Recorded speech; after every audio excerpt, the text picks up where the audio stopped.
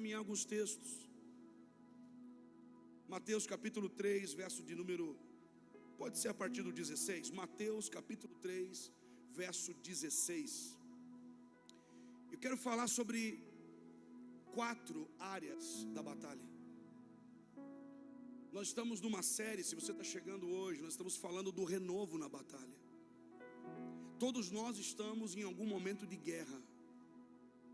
O mundo está vivendo o que diz lá em Mateus 24: há guerras e rumores de guerra. O que são rumores? Frequência. Talvez você está tentando se isolar para ter paz, mas a frequência da guerra vai tocar muitos lugares. Não vamos conseguir evitar a batalha, teremos que estar preparados para a batalha. Evitar não tem como, mas se nós sabemos contra o que estamos lutando e como devemos lutar, nós vamos estar preparados para esse momento. Então, renovo na batalha não é não batalhar ou não lutar. Renovo na batalha é entender que nós temos aquilo que é necessário para vencer essas lutas. A batalha que você está travando agora, você já nasceu vitorioso sobre ela. Você está me ouvindo, meu irmão? Existem dentro de você, existe agora aí dentro habilidades, capacidade. Existe potencial que Deus deu a você. É no meio de batalhas que esse potencial vem para fora. Não há nada que aguce mais a sua identidade do que uma batalha. Então vamos falar sobre 4 elementos dentro de uma batalha. Já falamos de bastante coisa e hoje eu preciso muito da sua atenção para a gente poder ganhar tempo aqui. Esses 4 elementos, se você está aí, tem muita gente anotando. Esses 4 elementos serão a água, o deserto, os 12 e a cruz. Vamos ver isso junto? Diga assim comigo: a água, o deserto, os 12 e a cruz. Calma que você vai entender no decorrer dessa mensagem. Você vai compreender o que eu quero falar com você. Mateus capítulo 3, verso 16. Depois de batizado, Jesus saiu logo da água e viu o céu se abrir e o Espírito de Deus descer como uma pomba, vindo sobre ele. Presta atenção no verso 17. E uma voz do céu disse: este é o meu filho amado, em quem eu tenho prazer. O primeiro elemento que nós precisamos entender é a água. Jesus está agora mergulhando. A água fala justamente de não ficar na superfície. Há pessoas que vivem uma vida superficial. O batismo é um mergulho em Deus.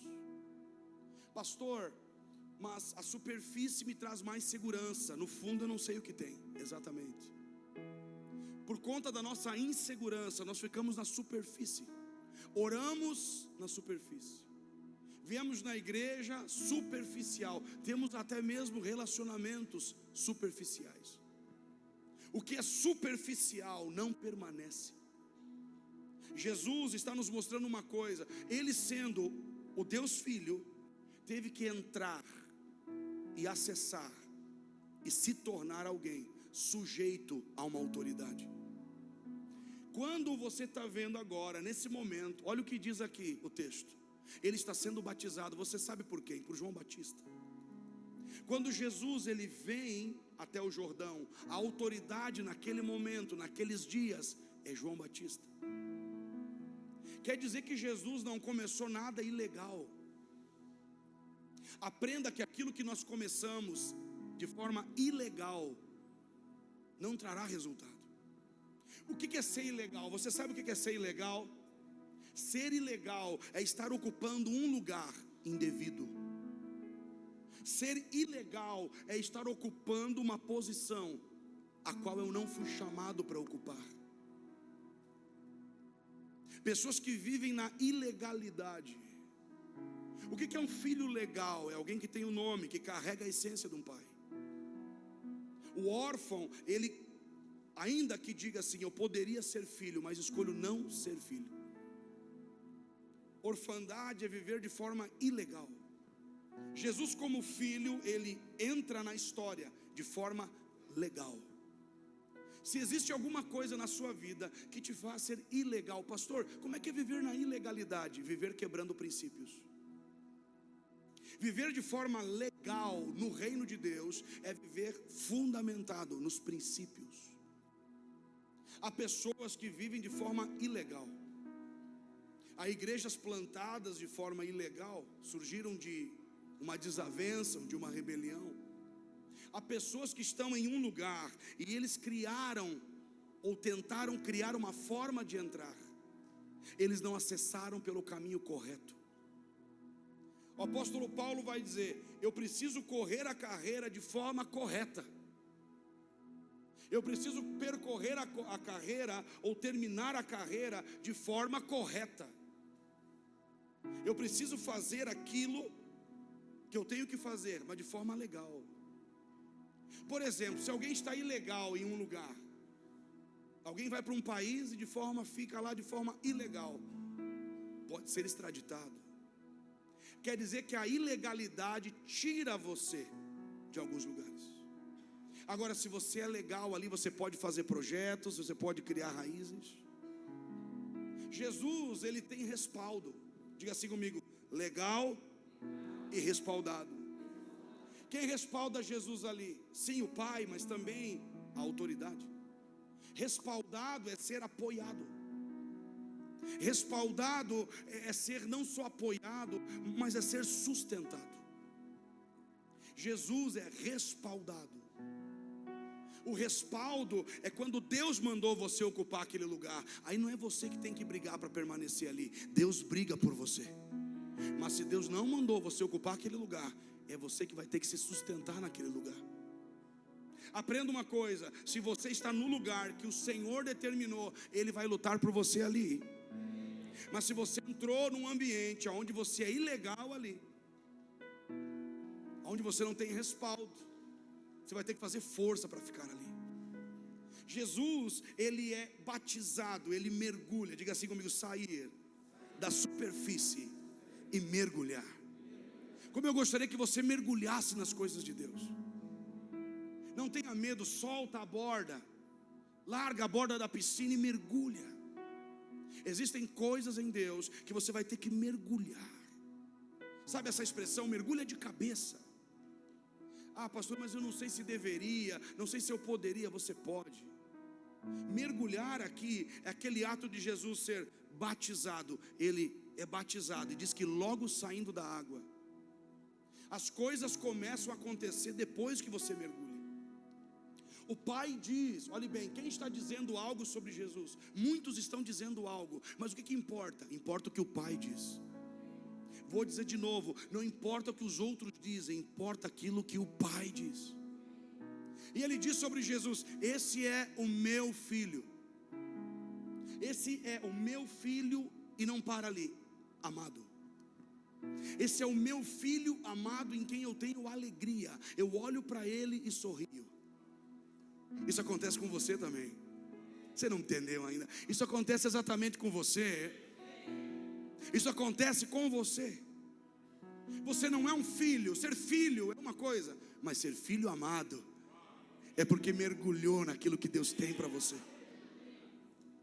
A grande questão é: depois Jesus é chamado de um monte de coisa, mas nada daquilo importa. Ele carrega essa palavra: eu não sou nada disso que estão dizendo, já foi dito algo sobre mim. Eu sou filho amado. Alguns amam, outros odeiam, mas ele diz: eu sou filho amado. Passou vários processos. Aprenda uma coisa: Jesus não precisa gerar uma impressão. Ele já ouviu de quem importa ouvir: filho. O problema é quando você não sabe quem é você. Há pessoas que não descobriram sua identidade. Deixa eu te falar uma coisa: quando você não sabe quem você é, você não está pronto para avançar. Jesus ouve do Pai: esse é o meu filho amado. Quer dizer que em todo o processo Jesus carrega essa palavra.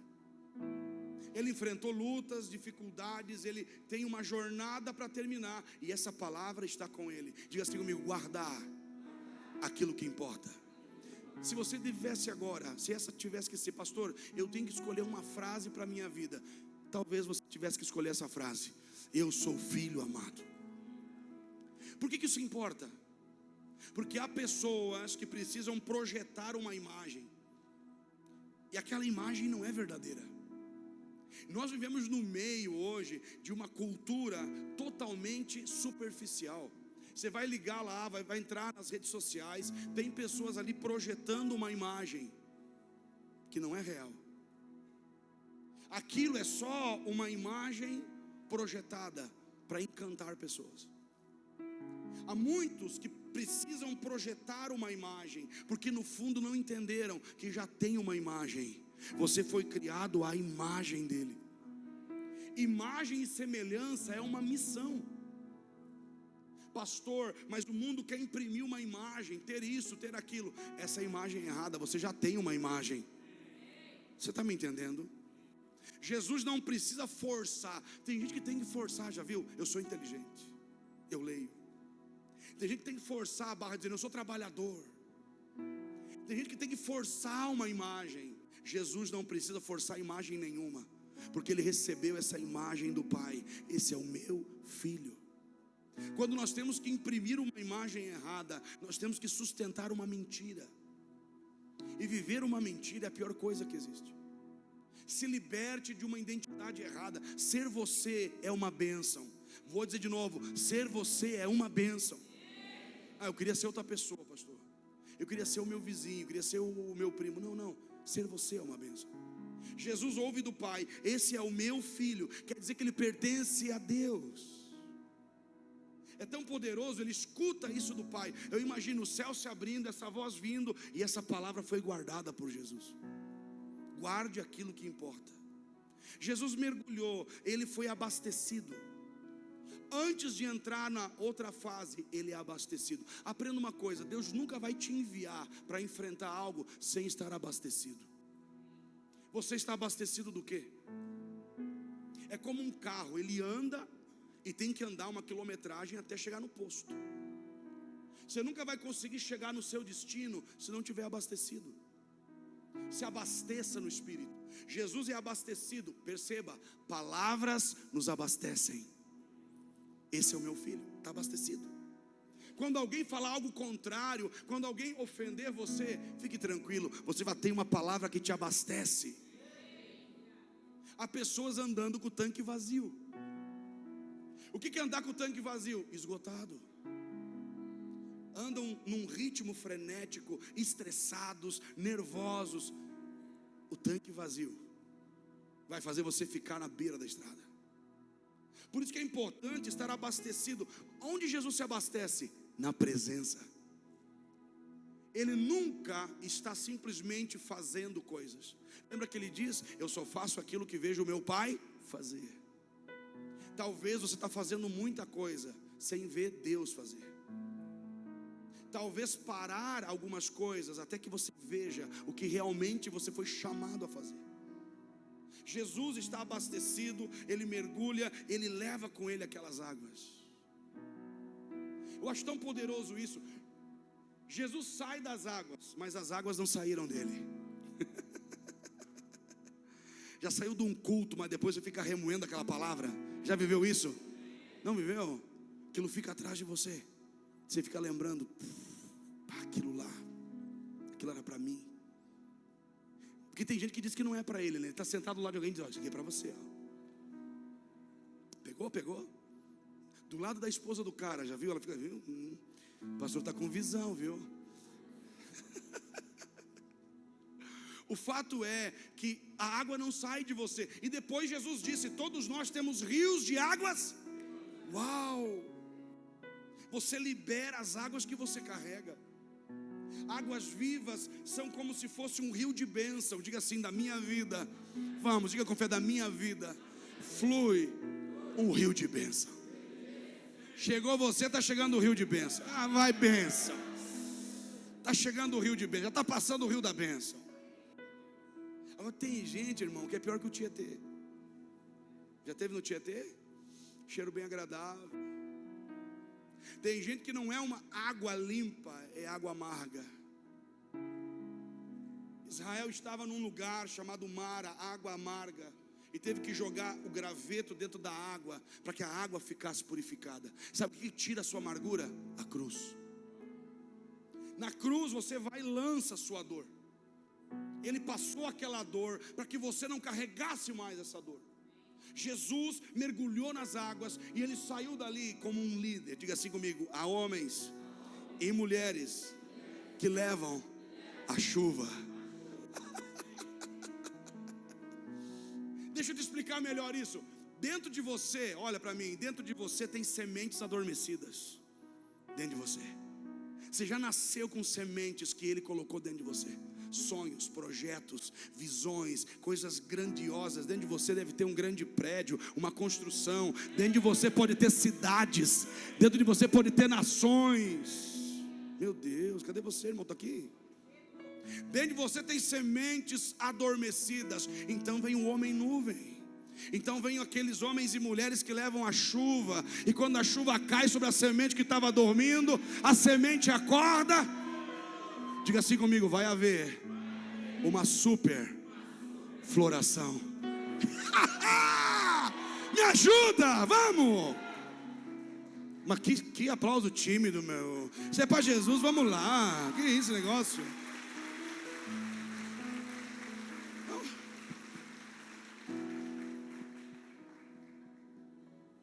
Fique indiferente não. Tem sementes poderosas dentro de você. Você tem que estar debaixo de pessoas, confiando em pessoas que levam a chuva. É como Elias. Elias é o homem da chuva. Ele para naquele processo de dar a luz a uma nuvem, e de repente alguém diz: lá vem uma nuvem, mas é pequena. Quem tem visão já não começa a ver nada pequeno. Pode ser só uma semente, mas vai gerar uma grande colheita. Eu vim profetizar algo sobre você. Você não vai ficar com essas sementes dormindo aí. Há uma chuva chegando. Há pessoas aqui que vão levar essa nuvem para outros lugares. Há os líderes da chuva aqui, que quando chegarem vão despertar as sementes que estão dormindo. O que é superfloração? É quando sementes ficaram no deserto por muito tempo. Sementes no... Está passando um deserto? Ele está plantando novas sementes em você. Até que de repente, você conhecia alguém que antes de se conectar debaixo de uma liderança, de uma cobertura, essa pessoa era de um jeito e depois ficou de outro? Porque líderes que trazem a chuva, quando eles liberam o fluir de Deus, escute, não é para prender o fluir, é para liberar o fluir. Ah, isso é só para a igreja. Não, isso aqui é para onde você for, aonde você andar, essa glória, esse mover de Deus vai acompanhar você. Agora perceba, superfloração é quando sementes estão depositadas debaixo da areia, estão plantadas no solo, mas de repente no deserto você vê se formando uma nuvem e cai uma chuva torrencial. Se passam poucos dias, aquele lugar seco, você vai olhar de novo para ele, se torna um jardim. Diga assim comigo: eu estou mudando estações. O Brasil está precisando de pessoas que vão mudar as estações. Vou te dizer de novo, tem sementes no Brasil que não vai ser um líder político, não vai ser de repente um líder religioso, vai ser homens e mulheres da nuvem que vão chegar levando um novo fluir de Deus. Eu vim dizer, vai começar a fluir algo novo na sua casa. Vamos lá, vamos, vai começar a fluir coisas novas aí. Jesus é o homem que leva o fluir. Agora, antes de começar um novo fluir, um velho fluir cessa. Ele chega para Pedro, Pedro está pescando, cessa o fluir. Te farei um pescador de homens. Você precisa ser esse líder da nuvem. Eu amo gente que chega e libera, sabe, já chega desatando as coisas. Não chega prendendo, já chega liberando. A minha oração nesses dias é essa: Senhor, levanta homens e mulheres que levem a chuva, que levem o favor de Deus, que levem a bênção de Deus. Por que é importante estar abastecido? Mateus 4, não vamos ler tudo. Primeiro é a água, sim ou não? Diga comigo assim: primeiro a água, para depois o deserto. Qual que é o segundo elemento? Para onde Jesus vai depois do batismo? Mas ele está como no deserto? Abastecido. Você não passará nenhum deserto sem estar abastecido por Deus. Me ajuda, vamos lá, vou dizer de novo. Você não vai passar nenhum deserto na sua vida que você não esteja já abastecido por Deus. Primeiro o pai diz a ele: esse é o meu filho amado, e ele vai para o deserto. Talvez você diga assim: poxa pastor, Deus falou aquilo e ele foi para o deserto. Por quê? Porque é necessário. Identidade que não é testada não é identidade. Dom que não dá, pastor, eu recebi um dom de Deus. Aonde o meu dom vai ser aflorado? No deserto. Dom que não é testado. Dom que é recebido em lugar fácil não é dom. Dom é recebido em momentos difíceis, em batalhas. Você está no meio de uma guerra, eu imagino quanto de dom Deus está dando para você. Dons você vai receber, mas vai exercitar em lugares difíceis. Todo dom adquirido em lugares fáceis não vai permanecer. Jesus vai para o deserto, diga assim, no deserto. Agora perceba uma coisa, é liderar no meio das transições. Aprenda a liderar sua vida nas transições. Saí da água, fui para o deserto. Já saiu de uma fase muito boa e entrou numa muito ruim? Coisa aqui já entrar, só eu, você é muito santo. Cara, estava tudo bom. Quando vê, desembestou um trem, quebrou tudo. Ai meu Deus. Já teve assim? Está indo tudo legal. Acordou num dia, meu Deus, mudou a vida. Veio uma notícia, mudou. Veio alguém que falou uma coisa, quebrou tudo. Lidere nas transições. Transições são mudanças. Tem gente que não gosta de mudança. Mudanças são necessárias.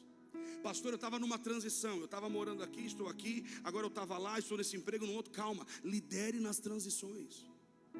Jesus está liderando. Ele saiu das águas e foi para o deserto. Agora, olha que interessante. O deserto aqui, querido,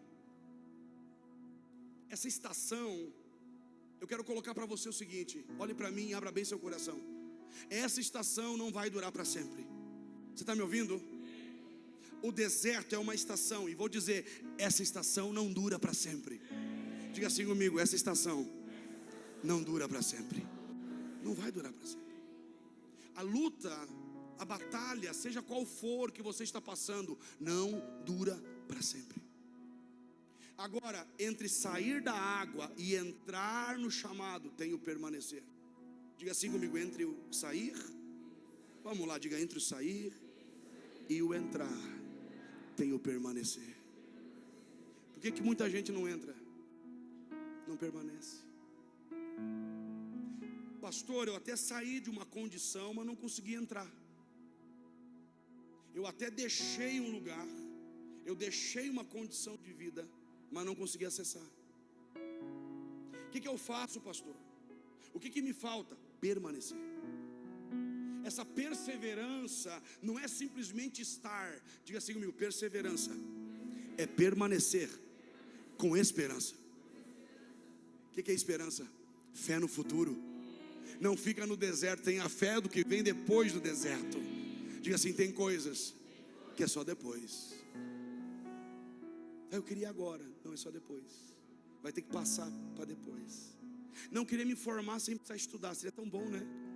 Aí eu só queria me formar, sem estudar. Eu não queria gastar horas, não tem como. Há pessoas que não compreendem, antes de atuar, tem que se formar.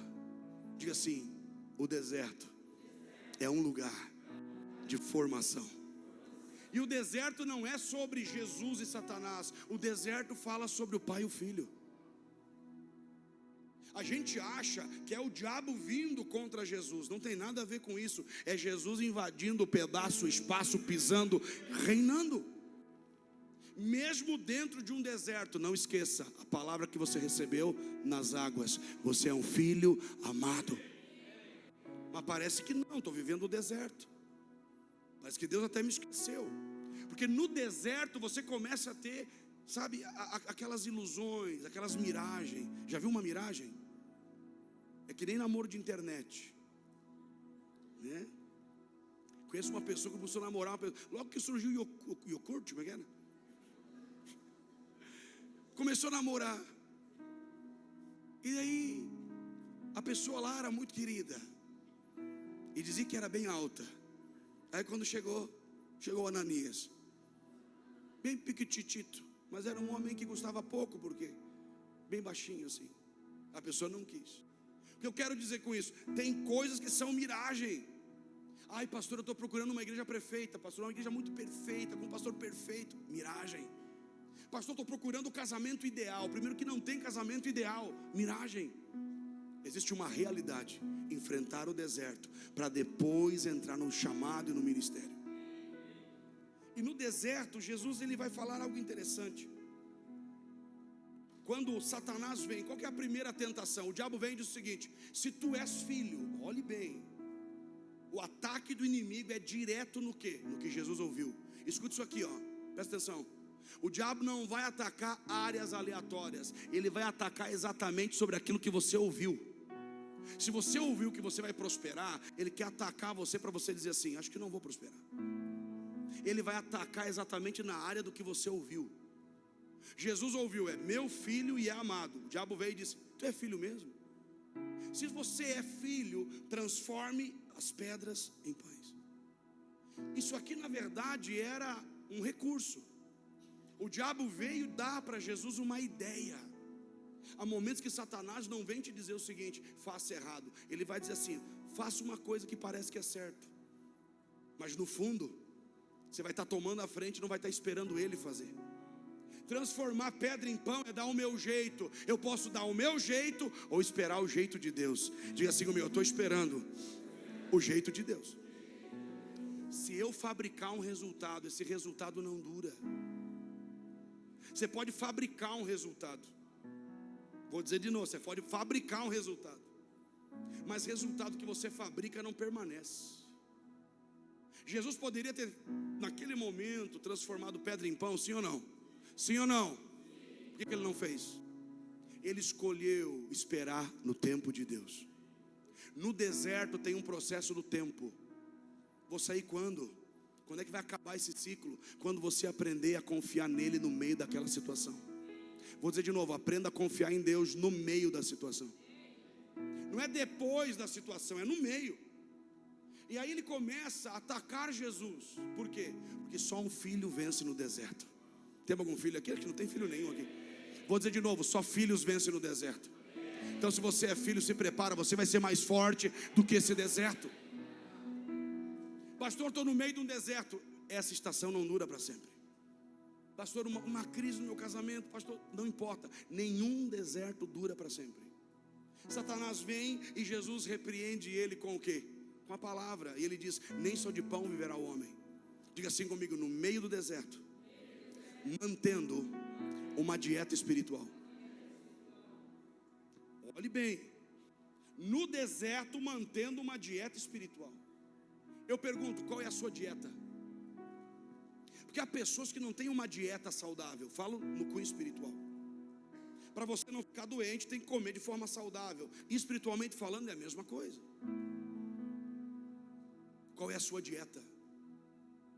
Como é que você se alimenta espiritualmente? Você lê a palavra? Você tem tempo com Deus, com a Bíblia? Eu não estou falando procurando mensagem. Eu estou falando calmo, mergulhando na palavra. A nossa dieta espiritual é pobre, é fraca. Quando que eu sei que uma pessoa começou a enfraquecer na fé? Quando a dieta espiritual é fraca. Nós estamos no meio de uma guerra, e a guerra exige alimento sólido. Alimento de tempo de paz é alimento legal, calmo, tranquilo. Agora, comer para se preparar para a guerra, sabe, irmão, é alimento sólido. Não dá para comer qualquer alimento. Para de se alimentar com esses lixos de internet. Tem gente viciada nisso. Fica caçando coisa. Aprenda a se alimentar da palavra de Deus. Você está aqui, irmão?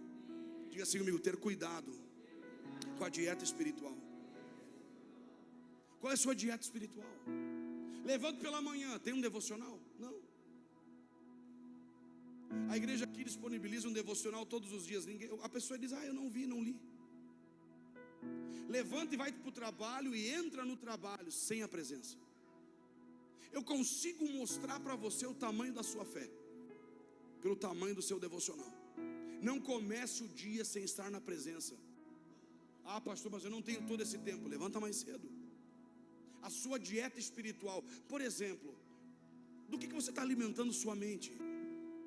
O mundo está se alimentando de uma miragem, uma ideia irreal, de uma vida de promessa, de ter isso, ter aquilo. Há pessoas correndo atrás de coisas. Nós estamos vivendo nesse tempo como igreja um momento crucial de aprender a nos alimentar daquele que é o pão da vida. Jesus disse: eu sou o pão vivo que desceu do céu. Diga assim: pão vivo que gera vida. Quando a pessoa começa a morrer? Quando para de se alimentar de Jesus. Começa a alimentar seu casamento, começa a alimentar seus filhos. Pastor, mas nem eu estou alimentado. Esse é o problema. Um culto de domingo não tem o poder de alimentar você por completo. Você vai ter que pegar essa palavra, esmiuçar e levar para você semanalmente. Vai ter que ir lá no Forte House na terça. Vai ter que se reunir com o irmão mais maduro na fé, para trocar ideia, para conversar sobre a Bíblia e dizer: me ensina, eu quero aprender.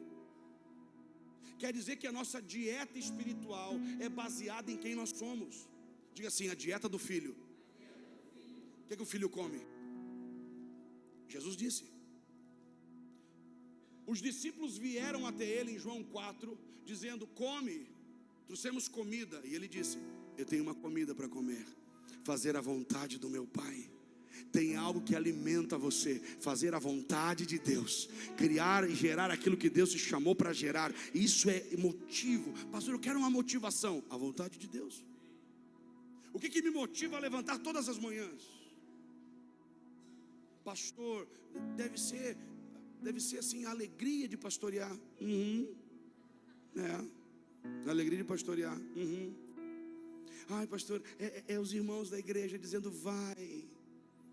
Não. Ah, é a sua esposa? Também não. Tem dias que ela está bem braba. Ela diz: ô amor, não vai sair desse escritório? Não posso, estou trabalhando. Tem dias que ela diz: e aí? Mas vai, agora é noite. Tem que trabalhar. Então, o que me motiva? Dentro de mim há um desejo: fazer a vontade do meu Pai. Aprenda a ter uma dieta espiritual. A dieta do filho. Jesus está no deserto. Ô pastor, peraí, o senhor errou. No deserto ele está 40 dias de jejum. O que tem? Tá, mas se ele está de dieta, ele está comendo alguma coisa. Quem disse que ele não está comendo? Nem só de pão viverá o homem, mas de toda palavra que sai da boca de Deus. Quem está falando com ele no deserto? Porque só fica vendo o diabo. Tem gente que só ouviu o diabo falar aqui, mas o Pai continua falando: não esqueça, meu filho amado. Não esqueça, minha filha amada. Não esqueça, não esqueça, não esqueça, não esqueça. Aí alguém vai dizer assim: tá, mas ele teve fome, por que não teve sede? Você viu que ele teve fome. No final de Mateus 4 diz o texto: Jesus teve fome. Por que não teve sede? Porque antes de entrar no deserto passou aonde? Nas águas. Ou você acha que ele levou um camelo de água para 40 dias? O cara deve ter levado uma caixa d'água de 1000 litros. Não. Ele estava abastecido pela vontade do Pai. E ele entendeu: se a tua vontade eu atravessar por esse deserto, eu vou atravessar. Mas se a tua vontade eu também vou entrar, mas vou sair. Você está comigo aqui, meu irmão? Mesmo no deserto, esteja abastecido com uma dieta espiritual em dia. A fraqueza espiritual nasce da falta de uma dieta espiritual. Pare de falar mal dos outros. Pare de criticar, de murmurar. Faça uma revisão na sua dieta espiritual. Nem só de pão viverá o homem, mas de toda a palavra. Diga assim comigo: quando eu tenho fome. Quando Jesus teve fome? No começo ou no final? Quando que aparece a palavra fome lá em Mateus 4? E diz no final. Então você vai passar todo o processo alimentado por ele. E de repente vai te dar uma nova fome. E diz o texto: tendo fome. Jesus teve fome no final. Diga assim: 40 é sinal de teste. Então vim dizer para você: acabou um teste nesses dias. Vou profetizar de novo: tem que acabar o teste nesses dias. E no final do teste Jesus teve fome. E diz que veio os anjos e o serviram. Pelo amor de Deus, não espera a vinda da terra. Está vindo anjos para servir você. É o tempo de você comer uma comida sobrenatural. É o tempo de você começar a sonhar, sabe, viver coisas sobrenaturais. Tem um cara ali do teu lado na empresa doente. Você fica: ai, será que eu oro ou não? Fecha os olhos e vai. Ai, pastor, não sei se eu devorar. Deve. É o seu dever compartilhar aquilo que você tem de melhor. Cristo. Jesus teve fome. Diga assim comigo: ao ter fome, diga: uma nova fome vai atrair o céu. Você está aqui, meu irmão? E ele fica no deserto. Quando começa o projeto, quando começa o grande ministério de Jesus? Depois do deserto. Aí tem os 12. Veja que não é antes e nem no meio, é depois. Após o deserto, diga assim, depois do deserto. O ministério de Jesus começou depois do deserto. Mateus 4:23, ele ia por todo lugar compartilhando a palavra. Então ele começa a encontrar as pessoas. Mateus capítulo 10. Vamos ler esse texto. Mateus 10. Coloca para mim ali os 12. Olha aí Mateus 10. Chamando seus 12 discípulos, deu-lhes autoridade para expulsar os espíritos impuros e para curar todo tipo de doenças e enfermidades. Estes são os nomes dos 12. Jesus é filho de Deus, mas ele não é aquele que pensou em fazer tudo sozinho. Mesmo o Deus Filho chamou pessoas. Ele poderia ter feito sozinho, sim ou não? Sim ou não? Mas fazer sozinho não tem graça. Ah, eu queria crescer, mas sozinho. Vai celebrar com quem? Quando nós estamos batalhando juntos, o resultado é maior. Quando nós estamos conectados com as pessoas certas. Veja bem, Mateus 10. E chamando os seus discípulos. Diga assim comigo: Jesus continua chamando. Você não foi chamado uma vez só, Jesus continua te chamando. Porque tem dias que você esquece. Você achou que ia ficar no deserto, ele disse: sai daí. Tem dias que você esquece do seu dom, do seu talento, mas ele continua chamando. E olha o texto que está dizendo, Mateus 10. Chamando, deu-lhes. Aquilo que você hoje precisa virá para, vou dizer de novo, tem muita gente distraída. Aquilo que você precisa virá de acordo com o seu chamado. Pastor, chamado do quê? Deus me chamou para fazer o quê? O primeiro chamado está lá em Gênesis. Gênesis capítulo 3, após a queda, e diz que Deus veio e chamou Adão: aonde estás? Aonde está não é uma pergunta, é uma avaliação. Diga assim comigo: não é uma pergunta, é uma avaliação. Se avalie agora, onde você está? Se avalie agora, aonde você está agora? Em qual fase da sua vida você está? Em qual ponto da sua história? No passado? Na última frustração? Na última ofensa de alguém?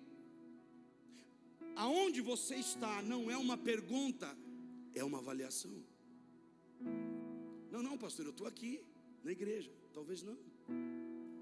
Talvez não. Pastor, eu estou aqui hoje, nesse domingo. Não, talvez você está em outros lugares. Ficou uma parte no passado, uma parte na ofensa, uma parte na dor, na amargura. Quer dizer que Jesus está chamando os seus 12. Aprenda uma coisa, quero ser bem rápido aqui para a gente começar a aterrissar. Os 12 não são só um número. Pastor, por que não podia chamar 10? Por que não podia chamar 9? Porque os 12 não é um número, é um código profético. Jesus dizendo: eu estou sempre em busca de alguém que queira governar comigo. Você está comigo aqui? É para você ser aquele que entra para governar, querido. 12 fala de governo, 12 fala de fundamentos. Por que Jesus tem seus 12? Porque esses 12 são aqueles com quem ele compartilhou seu coração. Com quem você compartilha seu coração? A mesa que você senta é uma mesa formadora? A mesa que você chega para receber é uma mesa que tem que tipo de dieta espiritual? Aprenda que você alimenta os outros daquilo que você se alimenta. Jesus poderia ter concluído a obra sozinho. Ele disse: não, eu preciso de uma equipe. Mais uma vez ele está chamando você para fazer parte de uma equipe. E olha o que eles recebem. Deu-lhes autoridade, diga assim, autoridade, para expulsar o mal. Então o mal que se cuide amanhã quando você chegar. Pastor, eu estou com medo do mal. Irmão, você nasceu para enfrentar o mal. Ele nos deu autoridade. Por que ele deu autoridade? Porque ele tem. Lembra que ele é legal? A autoridade ilegal é uma autoridade roubada. A autoridade que você tem que brigar por ela não é autoridade. Vou dizer de novo. A autoridade que eu tenho que brigar, não, eu vou brigar, não. A autoridade que você tem que lutar por ela não é autoridade. A autoridade de Jesus foi dada e Ele entregou para os seus discípulos. Diga assim comigo, um modelo. Qual que é o modelo da igreja? A mesa. Se fala muito de mesa, mas ninguém entende as pernas da mesa. Quais são os pilares da mesa? Os pilares da mesa estão lá em Atos 2:42. Eles perseveravam na comunhão, no partir do pão, nas orações, perseveravam na doutrina dos apóstolos. A mesa sem perna não é mesa. A perna da mesa é o fundamento. A mesa está no fundamento bíblico. Mesa que só tem 3 pernas, você sabe como é que é? Não se sustenta. Uma igreja sem fundamento não se sustenta. O modelo define a igreja. Jesus está mostrando a nossa casa, o nosso tempo juntos na mesa, na comunhão, num forte house, em um culto. Aqui tem uma mesa hoje. A mesa vai formar você. Você se aproxima para se alimentar. E Jesus gasta o tempo dele com esses homens, gerando neles uma visão, trabalhando cada um deles. Diga assim comigo, crescimento leva tempo. Eram 12 no começo. E você sabe que um virou Satanás. Sempre que tiver uma mesa, vai ter um Satanás sentado na mesa. Oh Deus, desculpa logo quem é o seu Satanás. Pastor, mas tem alguém sentado? Tem sempre alguém infiltrado. Mas nem por isso a obra tem que parar. Jesus segue ensinando, segue liberando, segue dando autoridade. O modelo define a igreja. O modelo bíblico, os 12. Pessoas que têm a mentalidade de governo, pessoas que amadureceram no processo. Quando eu falo de modelo, escute isso aqui. A gente ama muitas vezes o modelo e esquece a missão. A missão de Jesus era preparar essas pessoas. A missão de Jesus não era esconder, era preparar. Há igrejas que os líderes têm medo que alguém cresça, então ele fica escondendo as pessoas. Há lugares que as pessoas estão sendo escondidas. Jesus tem uma liderança tão desafiadora que ele vai revelando o coração das pessoas. O modelo pode mudar, o que não muda? A missão. O modelo tem que sustentar a missão. Se o modelo não sustenta a missão, ele atrapalha a missão. A missão você escreve de caneta, mas o modelo é de lápis. Diga assim comigo, métodos, modelos mudam. Você pode estar vivendo agora sob o modelo errado. Escute, você pode estar agora vivendo sobre o modelo errado. Talvez você herdou o modelo de casamento dos seus pais. Talvez você herdou aquele modelo financeiro da sua família. Nós podemos viver os modelos errados. O problema de viver um modelo errado é que aquele modelo não te deixa avançar. Por exemplo, Jesus, ele está sempre lutando contra os modelos da sua época. Diga assim, modelos da nossa cultura. Como que é o modelo de alguém próspero hoje, na visão moderna? Ah, pastor, é alguém que está nas redes sociais, pintando uma vida que muitas vezes é de engano. É alguém que ostenta ter coisas, que bem no fundo comprou com dinheiro que não tem, para tentar ser amado por pessoas de longe, distantes. Às vezes você vê essa vida plástica e acha que essa é a vida certa. Existe um encantamento nesses meios que vão atraindo nossa atenção. Agora escute, os modelos da época de Jesus, como se adorava, como se buscava a Deus. Ele está sempre lutando contra a religião. Religiosos têm um modelo. Há um modelo de música, não gostei. Há um modelo de culto, não gostei. Esse pastor não está de gravata, não gostei. Vai vendo. Eu não gostei. Tem gente que não entendeu, o modelo mudou. Olha para mim, o modelo mudou, meu irmão. O evangelho é o mesmo. A palavra não, ela é imutável, mas a forma, diga assim, a abordagem. Sabia que a abordagem pode fazer perder o conteúdo? Há pessoas que estão falando sobre o Evangelho, olha para mim. Há pessoas que estão tentando abordar sobre o Evangelho, mas é tão confuso que você não entende o Evangelho. O Evangelho está sendo abordado de forma confusa. E Jesus prega de forma confusa? Todo mundo entende. O rei ao servo, todo mundo entende. A igreja deveria ser uma igreja que as pessoas entendem. Os caras chegam na igreja e dizem assim: o que foi pregado lá? Não entendi nada. Você entendeu? Não, era muita revelação, ninguém entendeu. Quer dizer que os 12 não são números, são um modelo. Cuidado com o modelo que você está seguindo. A falta de liderança nos coloca no modelo errado. Diga assim: viver sobre o modelo errado é a pior coisa que existe. Sabe, pastor, eu estou no modelo da minha casa, meu casamento. Cuidado com o modelo errado. O povo está comendo maná no deserto, e diz o texto: o maná cessou, e agora tiveram que comer do fruto do seu trabalho. Mudou o quê? O modelo. Israel espera um Cristo, olhe bem, eles estão esperando um Messias, mas quando vem Jesus, não era o modelo que eles esperavam. Talvez o modelo da sua vida deveria ter mudado, e você ficou no modelo velho. O modelo de fé do passado não vai te ajudar para o futuro. Um velho modelo de mentalidade, o velho modelo vai sabotando você. Jesus está lutando contra os modelos. Você tem noção do modelo? Querido, quantos modelos de igreja tem hoje? Oi? Muitos. Quantas formas de servir a Deus? Inúmeras. Agora, o que nós precisamos aqui entender? A missão. Diga assim comigo: a missão importa mais que o modelo. O que não muda? A missão. O que muda? O modelo. Nós já mudamos o modelo. Tem aí umas fotos aí que eu pedi para vocês colocar. Eu até separei lá, tem aí minhas fotos aí. Olha aqui o modelo da igreja. Olha nós aqui há 7 anos atrás, 6 anos atrás. Talvez, olha, o Josué tinha até cabelo. A pastora Raquel tinha um cabelo longo. Nossa, era bem crente nessa época. Olha eu ali magrinho. Olha nossos pallets lá, mano, lembra disso aqui? Quem estava lá, meu Deus, deu um trabalho. Quem?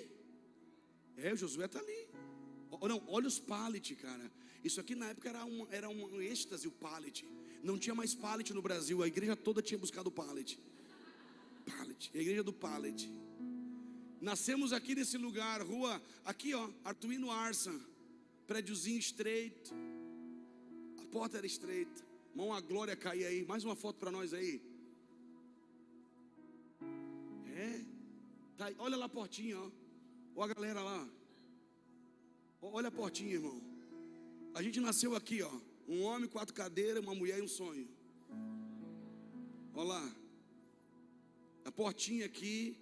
Nós usávamos muito esse laranja. Olha lá as bandeirinhas, ó. Olha o telão, que grande que é o telão, olha.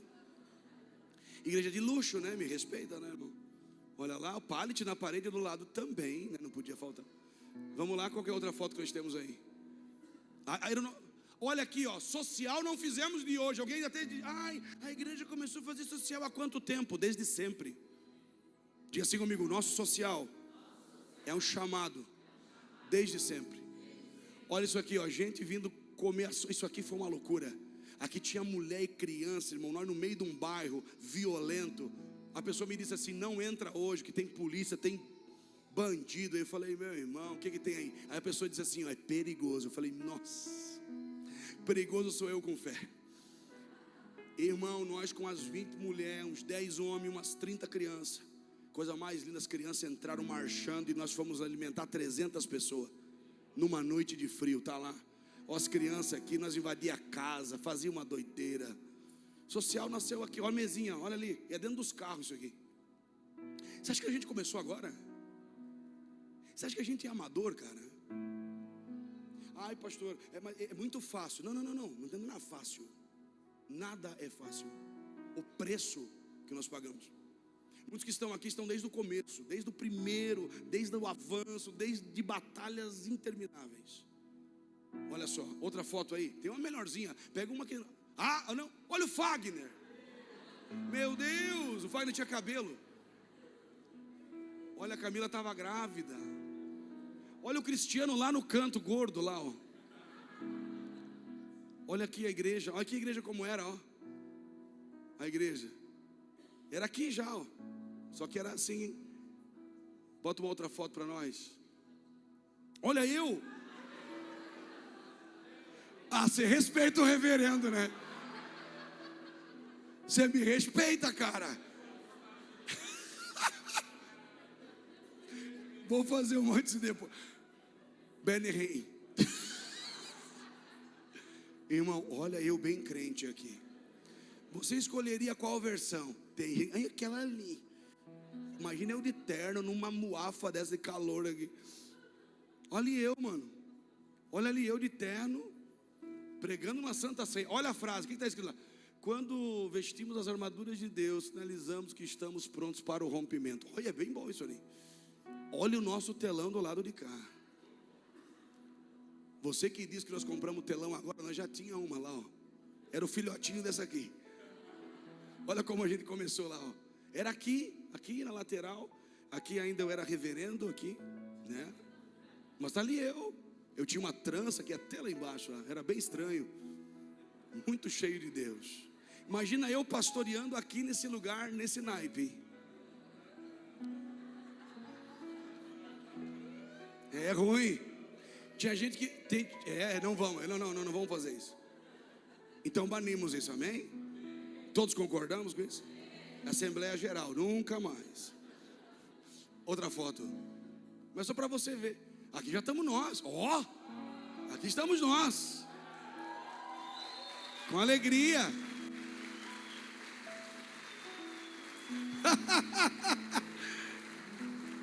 Isso aqui é que nem rever foto de família, irmão. Dá uma tristeza e dá muita alegria. O Jean não é gordo assim, é a imagem do telão. Viu? Aqui é só porque ele esticou um pouco, mas tá, ele é magro. Tua mãe tá ali. Olha lá, ó. A avó tá ali mesmo. O Jean não é gordo assim, nem tá assim mais ou menos. Ele e o Ariel estão equilibrando ali a tela. Tem mais uma foto aí? Finalizou? É isso? Tá, amém. Então, que bom que não tem mais foto. Não me ache mais nenhuma minha. Porque, diga assim comigo, o modelo muda. Ficamos igual desde o primeiro momento que nascemos? O que nunca mudou? A missão. Nossa missão é ganhar todas as pessoas para Jesus. Isso é imutável. Essa igreja nasceu de uma necessidade, ter um ambiente acolhedor para pessoas que não tinham lugar, que gostariam de conhecer Jesus. Foi daqui que nasceu essa igreja. E nós viemos transicionando os tempos, estações. O que eu quero dizer para você é: se o modelo não sustenta a missão, ele atrapalha a missão. O modelo serve para uma coisa, por um tempo, mas é só um tempo. O que eu quero dizer para você é: mude o seu modelo. A linguagem é clara. Eu poderia pregar para você de uma forma diferente, sabe, tentando enfeitar as coisas. Mas o evangelho exige uma simplicidade. Simplicidade não é ser simplista. A beleza do evangelho é que ele é tão rico e você nunca consegue tirar dele tudo, ou você nunca consegue entender todas as coisas. Agora perceba uma coisa: a verdade, ela não é clara, ela não chega no coração, se essa verdade não for colocada de forma tranquila, leve. Eu quero ouvir uma verdade, mas tem gente dizendo isso aqui é a verdade, mas é tão confuso. Diga assim comigo: a verdade precisa ser clara. Diga assim: avaliar o conteúdo. Pastor, a verdade é importante, se ela não for entendida, não é importante. Verdade, quando não é compreendida, não é importante. A verdade tem que ser entendida. A verdade tem que ser tão clara que você ouviu, recebeu. Isso é ser discípulo. Ser discípulo, como é que eu sei que uma pessoa é discípulo de Jesus? Todos são discípulos? Nem todos. Nem todo cristão é discípulo, mas todo discípulo é um cristão. Vou dizer de novo: nem todo mundo é discípulo. Alguns são frequentadores, alguns só são aqueles que vêm, outros são discípulos de Jesus. Quando eu falo dos 12, eu falo do modelo. O que é ser discípulo? Diga assim comigo: receber a palavra, acolher a palavra e responder a palavra. Se você ouve, acolhe e responde, você é um discípulo. Se você ouve, recebe, mas não responde, você talvez seja só um consumidor. E a igreja brasileira se tornou um monstro consumidor. Vai consumindo mais estrutura, mais aquilo. A gente forma os prédios, depois o prédio vai nos formando. Está errado. Quando eu falo de crescimento aqui, eu não estou falando de estrutura somente. Eu estou falando de formação de líderes, discípulos.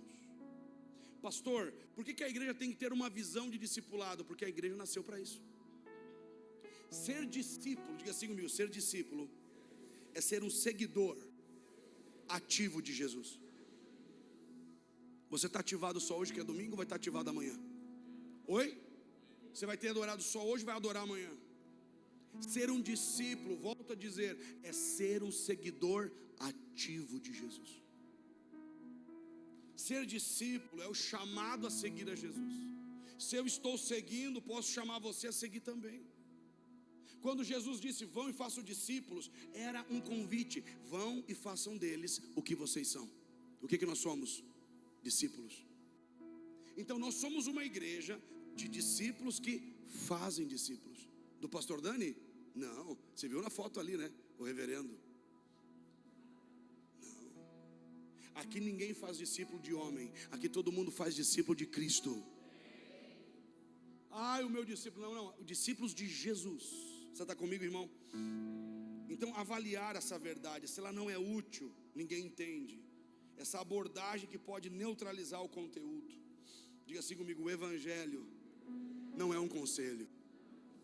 Os 12 foram formados por Jesus. Jesus compartilhou o evangelho e eles são portadores do evangelho. Muitas religiões pregam um conselho. O que é um conselho? O conselho é: faça isso para ter aquilo. Viva por regras. O evangelho não é feito de regras. O evangelho não é um conselho. O evangelho, na verdade, é as boas novas. A palavra evangelho é as boas novas. Por exemplo, não foi Jesus que inventou essa palavra. O imperador César, quando ele queria mandar uma mensagem, era o evangelho do imperador.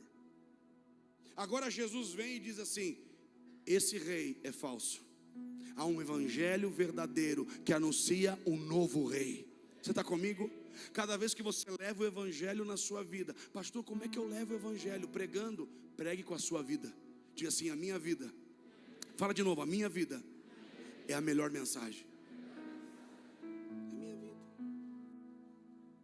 Não preciso ter uma camiseta do exército de Cristo. Não preciso ficar lá tentando convencer. Não, a minha vida é a melhor mensagem. A maior mensagem é a sua vida. O evangelho não é um conselho, mas é uma força de transformação. Levar o evangelho, pastor, mas o evangelho é sobre o quê? Se o evangelho não é um conselho sobre o que eu tenho que fazer para acessar, o evangelho não tem nada a ver sobre o que você tem que fazer. Diga assim comigo: o evangelho não é sobre o que eu tenho que fazer. Diga: o evangelho é sobre o que foi feito.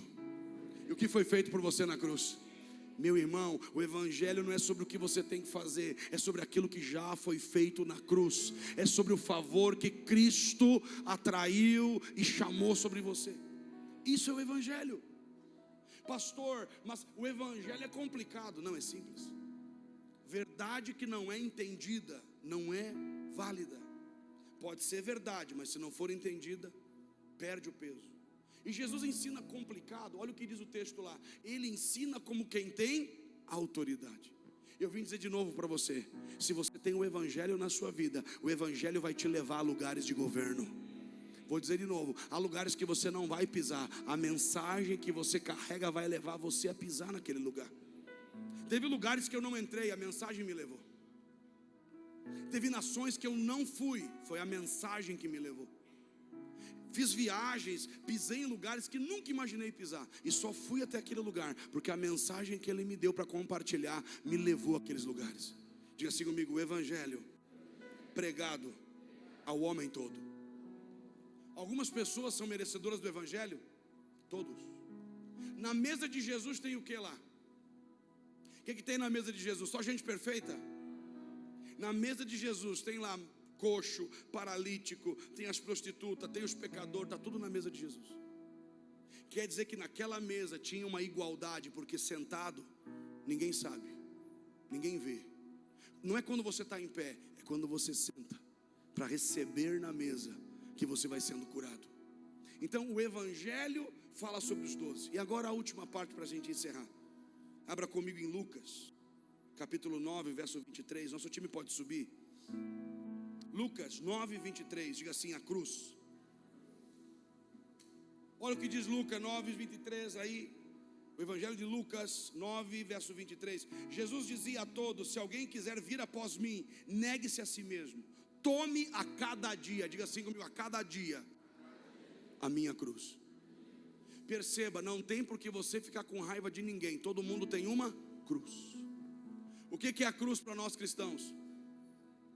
A cruz não é um sinal de dificuldade. Pastor, a minha cruz é minha sogra, né? Não.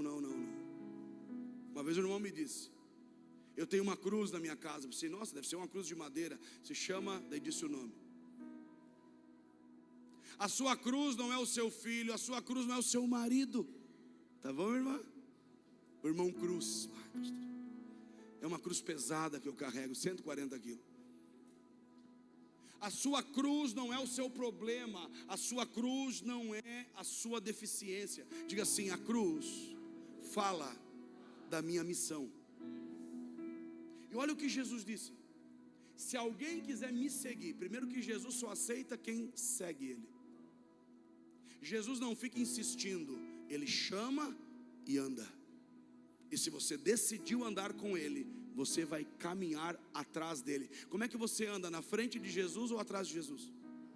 Tem gente que está andando tão adiantado que chega a estar na frente do tempo de Deus. Deus está dizendo: calma, eu tenho um tempo específico, vou na frente. Olha o que Ele está dizendo: se alguém quiser me seguir, quer seguir a Jesus? Como é que é o processo? Negue-se a si mesmo. Diga assim: dizer não para mim mesmo. Cara, o pior não que você diz é para você. Não para a sua carne, não para o seu eu, não para o seu orgulho, não. A carne vai pedir uma coisa, você vai dizer não. A carne vai dizer: não perdoa. Você vai ter que dizer: chega, eu vou perdoar. Negar-se a si mesmo é dizer um não para você, não para os pensamentos, não para essas emoções ruins que você tem carregado. Negue-se a si mesmo. Olha o que diz: se alguém quiser me seguir, vai ter que seguir. Diga assim: Jesus na frente. Não caminha com Jesus do seu lado e nem atrás de você. Coloca Jesus na frente. Quando você segue alguém, você vai se tornar parecido com esse alguém. Você vai se tornar aquilo que você segue. Se alguém quiser me seguir, negue-se a si mesmo, tome a sua cruz. Diga assim comigo: minha cruz. Vai ficar com inveja da missão do outro? A sua cruz. Ah, pastor, achei que a cruz aqui era um problema. Não, a cruz é a missão. A cruz não é um problema. Problema é quando você quer alcançar o seu futuro sem sacrificar. A cruz custa tudo. Há projetos da sua vida que vão custar tudo. Há coisas que você sonhou viver que vão custar tudo. Quando você pegava a cruz, as pessoas sabiam: nunca mais essa pessoa será vista. Nunca mais nós vamos ver esse homem. Quando você toma a sua cruz, você deixa de ser aquela velha pessoa, você passa a se tornar uma nova criatura. A cruz não é o fim, a cruz é o começo de uma nova caminhada. Por isso que Paulo vai dizer lá em 1 Coríntios 1,18: a palavra da cruz é loucura para aqueles que se perdem, mas para nós é poder de Deus. A cruz não fala de frustração, a cruz fala de conclusão da missão. Eu vim dizer para você: toma a sua cruz. toma o seu chamado, toma a sua missão, e diz o texto que é a cada dia, é todos os dias. Amanhã você vai querer abandonar a missão, vai ter que pegar a cruz, porque aquele que está com você, ele levou a cruz. Pastor, eu queria que alguém levasse a minha cruz. Não dá, a cruz é sua. Cada um de nós aqui tem uma cruz, tem um sacrifício para fazer, tem que experimentar algo. A cruz é experimentar algo. Pastor, por que a cruz é o símbolo do cristianismo? Porque é o fim? Não, porque é o começo. Diga assim: a cruz de Cristo é uma porta. Eu quero acessar as coisas do reino. Não tem reino sem cruz, não tem evangelho sem cruz. A cruz deveria ser não a nossa marca externa, mas nós temos que ser marcados pela cruz. Havia uma expressão antigamente: homens com cara de cruz. Quando você olhava para alguém que ia para a cruz, não era uma morte fácil, era uma morte dolorosa. Havia cruzes, o caminho da cruz era uma via de sofrimento. E você sabia que carregando aquela cruz, você chegaria num lugar e nunca mais você voltaria a ser o mesmo. Eu vim dizer para você: o poder da cruz leva você a ser uma pessoa nova, totalmente diferente, e nunca mais ser o mesmo. Pastor, eu quero mudar, eu quero transformar. Só com a cruz. Sem a cruz não há transformação. E nós tiramos a cruz da igreja, pregamos um evangelho enlatado. O que é um evangelho enlatado? Já comeu comida enlatada? Sem gosto, sem cheiro, artificial. Pregamos uma vida, Deus quer fazer algo com você e Ele quer fazer, mas tem uma cruz. Jesus morre, está na cruz, depois ressuscita. Então vem Atos 2, diga assim comigo: não tem avivamento sem cruz. Tem coisas que você vai receber só depois da cruz. Pastor, eu não quero mais sofrer. Sofra pela causa certa. Pastor, estou carregando o fardo do meu pecado. Para de carregar isso. Carrega o peso certo, o peso da sua missão, o peso do seu chamado. Então nós passamos pela água, passamos pelo deserto, então enfrentamos a mesa, nos alimentamos, e na mesa Jesus prepara os seus discípulos. Como é que Ele prepara os discípulos? Lembra? Ele está chorando, lamentando. Como que Ele está? Ele diz que Ele canta. O texto vai dizer que levantou e cantou um hino, e disse para eles que Ele deveria ir para enviar o Consolador. Aprenda uma coisa: existem momentos na sua jornada que aquele momento vai custar tudo. Nós estamos vivendo um momento como esse. Pegar a cruz e seguir todos os dias. Pastor, eu queria abandonar, mas é a cada dia. Cada dia pegar a cruz, cada dia caminhar mais uma. Pastor, mas eu estou cansado. Pegue a sua cruz e não olhe, diga assim comigo: não é o destino, é o processo. O que define você não é o destino. Olha ali, está indo para a cruz, mas não é a cruz somente, é o processo da cruz. Não é o destino que você quer chegar que vai mudar você, é o processo até chegar lá. Quem você será até chegar no seu destino. Vou te dizer, se a nossa jornada não começar agora a receber um ajuste de rota, tem gente que vai ficar perdendo tempo, ficar choramingando, dizendo: quando que eu vou crescer? Porque a cruz nos dá maturidade. Crianças evitam o sofrimento, crianças evitam o sacrifício. Pessoas maduras dizem: você tem que ir, você tem que pegar a cruz, você tem que avançar. Eu quero a minha cruz. E eu queria que você hoje pegasse a sua cruz, pegasse a sua missão, o seu chamado, e dissesse ao Senhor, dia após dia: eu não quero parar de seguir você. Fique em pé nessa noite, eu quero orar por você. Antes da nossa ceia, eu quero que você ore comigo. Nós vamos estar nesse tempo, a partir de amanhã. O Senhor me pediu um jejum. Esse jejum é justamente, nós colocamos um nome, chamamos de, esses 12 dias de jejum vão ser chamados de metanoia.